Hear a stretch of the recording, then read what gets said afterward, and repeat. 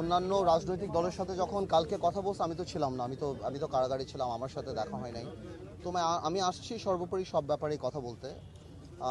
এই যে interim government যে হচ্ছে, এই ব্যাপারে কথা তো হয়েছেই, আমরা জানতে পাচ্ছি যে ইন্টারিম গভর্নমেন্ট হবে এবং ইউনূস সাহেব প্রধান, এটা তো মোটামুটি সর্বসম্মত, ইউনূস সাহেব প্রধান। এই এই ব্যাপারগুলি ছাড়াও আমার কথার মধ্যে যেসব ব্যাপার প্রাধান্য পেয়েছে, সেটা হলো যে দিস ভায়োলেন্স মাস্ট স্টপ। আমি যেটা রাষ্ট্রপতি বলেছি যে উনি গার্ডিয়ান টু দ্য কনস্টিটিউশন এই মুহূর্তে, এবং ওনার নর্মাল সময়ের চেয়ে ওনার এখন দায়িত্ব অনেক বেশি। এবং এই যে মারামারি, লুট, যেই ঘটনাগুলি ঘটছে, সেই জিনিসটাকে যেভাবে হোক বন্ধ করতে হবে। দ্বিতীয়ত, মাইনরিটিদের উপর, হিন্দু সম্প্রদায়ের উপর বিভিন্ন জায়গাতে যে অত্যাচার নিপীড়নগুলি চলছে, সেই জিনিসগুলি বন্ধ করতে হবে। পুলিশকে দেখুন, সব পুলিশ তো আর খারাপ না, সব পুলিশ দলীয় হয় না। ছোট ছোট পুলিশ অফিসাররা তারা চাকরি করে, তারা তো আর কিছু জানে না। এটাই বলেছি, যেভাবেই হোক পুলিশকে তার দায়িত্বে ফেরত আনতে হবে। গত 15 বছর 16 বছর একটা সরকার ছিল, এই সরকারের সাথে অনেক ব্যবসায়ী বলেন, অনেকেই বলেন, বিভিন্ন কারণেই সম্পর্ক আছে। সবাই যে দলীয়ভাবে একদম সালমান এফ রহমান বা এসালম এদের মতো কাজ করেছে, নট নেসেসারিলি, আরও অনেক আছে। সবার মধ্যে যদি একটা ভয়ভীতি ঢুকে যায়, তাহলে এই $1 ট্রিলিয়ন ইকোনমি ভেঙে পড়বে, থেমে যাবে। তো আমি ওনাকে সেটাও বলেছি যে এখন এফবিসিসির সভাপতি যারা বা এরা কিন্তু হ্যান্ডপিকড, এরা ওই আগের গভর্নমেন্টেরই নিজস্ব লোক, এরা কিন্তু বাংলাদেশের বিজনেস কমিউনিটিকে রিপ্রেজেন্ট করে না। তো আমি মনে করি ভালো বিজনেসম্যান যারা, তাদের সাথে কথা বলা, বিকজ রিজার্ভের অবস্থা খারাপ। গত 16 বছরে এই দেশে যে পরিমাণ দুর্নীতি হয়েছে পৃথিবীতে কোথাও হয় নাই, যে পরিমাণ টাকা পাচার হয়েছে পৃথিবীতে কোথাও হয়নি আমার ধারণা। এবং রিজার্ভের অবস্থা খারাপ। গত 1 মাস দেশ যা দেখেছে, ইন্টারনেট বন্ধ থেকে আরম্ভ করে, গার্মেন্টস থেকে আরম্ভ করে যে লস, এটা তো আসলে ইরিপেয়ারেবল। তো আমরা তো আর অত বড় লোক কোনো দেশ না, অত ধনী কোনো দেশ না যে এটাকে আমরা হ্যান্ডেল করতে পারবো। এখন যদি এই ফিয়ার ফ্যাক্টর কাজ করে, এখন যদি সাধারণ বিজনেসম্যানরা, সাধারণ ব্যবসায়ীরা যদি ভয় পেয়ে যায়, তাহলে কিন্তু ইকোনমি একদম একদম ফল করে যাবে এবং এই দেশের আরও আরও আরও অসুবিধা হয়ে যাবে। তো আমি রাষ্ট্রপতিকে এই কথাটা বলেছি, মাননীয় রাষ্ট্রপতিকে, যে আপনি এই জিনিসগুলো অ্যাড্রেস করেন। এই আগের যারা সভাপতি, সেক্রেটারি যারা, এগুলি সব হ্যান্ডপিক, এগুলি না। এবং সর্বোপরি ব্যাপারটা হলো যে দেখুন, গণতন্ত্র বলেন, যাই বলেন, রাষ্ট্র একটা হিউম্যান বডির মতো, প্রত্যেকটা অঙ্গেরই কাজ করতে হবে।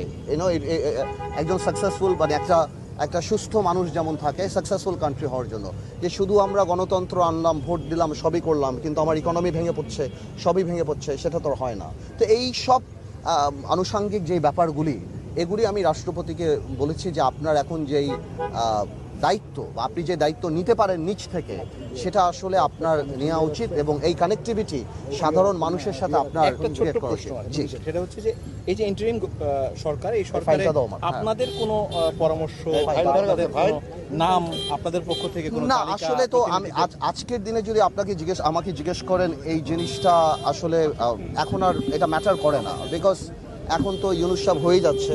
আর বৈষম্য বিরোধী ছাত্র আন্দোলনে যারা ছিলেন, ওনারাও তো খুব সিগনিফিক্যান্ট কাজ করেছেন। আমরা হয়তো যেটা 17 বছর আন্দোলন করে কাঙ্ক্ষিত লক্ষ্যে পৌঁছাতে পারিনি, ওনারা করেছেন। তো ডেফিনেটলি ওনাদের একটা স্টেক থাকবে, ওনাদের একটা সে থাকবে।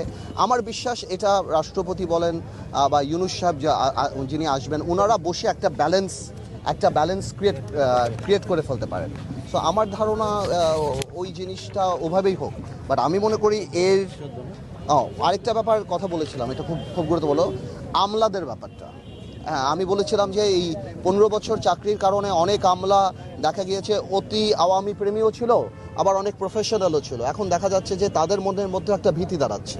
তো আমলাদেরকে যদি আপনি এই কমফোর্ট জোনে না আনেন, তাহলে কিন্তু সরকারি অফিস চলবে না এবং কোনো কাজই হবে না।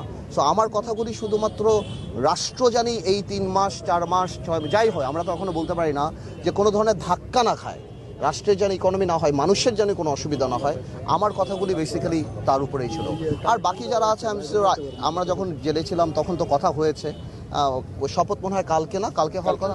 হ্যাঁ, তো কালকেই তো আমরা দেখতে পারবো। আমরা যদি অবশ্যই তো আমরা তো ইনভাইটেড, আমরা আসলে আমরা দেখতে পারবো। বাট শপথ হোক, একটা নতুন সরকার হোক, ভালোভাবে কাজ হোক, কিন্তু রাষ্ট্রপতির জায়গাটা এই ধরনের সিচুয়েশন অনেক ক্রুশিয়াল। হ্যাঁ, ইভেন যে সময়ের কথা বলা হচ্ছে, ইন্টারিম গভর্নমেন্টের সময়, কেউ বলছে 3 মাস, কেউ 6 মাস। আবার আমরা শুনতে পাচ্ছি যে যিনি দায়িত্ব নেবেন তার একটা চাওয়া আছে, একটা দীর্ঘ সময় না হলে রিফর্ম করা সম্ভব না। না। আপনাদের কি কোনো না, আমাদের কথা দেখুন, আমরা তো চাই, আমরা তো গণতান্ত্রিক পার্টি, আমরা তো পলিটিক্স করি, আমরা তো চাই নির্বাচন হবে, দেশ গণতন্ত্রের মতো চলবে। বাট এখন যদি ওনারা ডেফিনেটলি যদি মনে করে এটা 3 মাসের জায়গায় বেশি করতে চায়, বা ভ্যালিড রিজন যে কেন তা না করতে চান, কিসের জন্য করতে চান, কি কি আসবে, এটা আসলে আমার মনে হয় প্রত্যেকটা পলিটিক্যাল বা সিগনিফিকেন্ট পলিটিক্যাল পার্টিদের সাথে কথা বলে যদি ওনারা এটা করেন, আমার মনে হয় এটা বেটার হবে। বাট আমার সাথে এই ব্যাপারে কথা হয় নাই। আমি সবসময় বলেছি, যেহেতু এটা মোটামুটি শেপে চলেই আসছে যে কিনি হচ্ছেন, কারা হবেন বা কারা থাকবেন, তো এই ব্যাপারে আমার কথা বলাটা আসলে এখন আর